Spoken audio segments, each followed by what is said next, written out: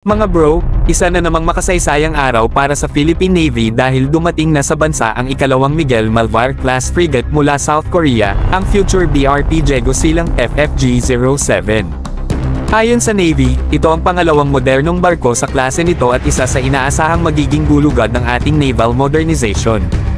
Hindi lang basta dumating ang barko, mga bro, nagkaroon pa ng coordinated meeting procedure kasama ang Philippine Coast Guard's BRP Gabriela Silang, OPV 8301, nang pumasok ito sa Philippine waters malapit sa baybayin ng Zambales nitong Lunes.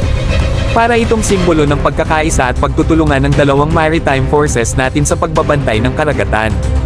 Mas naging espesyal pa ang pagdating dahil sinalubong mismo ng BRP Jose Rizal, FF-150, ang pinakaunang guided missile frigate ng bansa. Magkakasama silang naglayag information mga 40 nautical miles northwest ng Botolan, Zambales, isang tanawing hindi lang nakaka-proud kundi malinaw na pahayag na handa ang PN sa mas malakas na maritime presence. Pero syempre, bago pa tuluyang maging aktibong bahagi ng fleet, dadaan pa ang BRP Daegu Silang sa final preparations, acceptance procedures, at commissioning. Kapag natapos ang lahat ng ito, magiging opisyal na itong bahagi ng active service at makakadagdag sa capability ng ating Navy na protektahan ang maritime zones ng Pilipinas.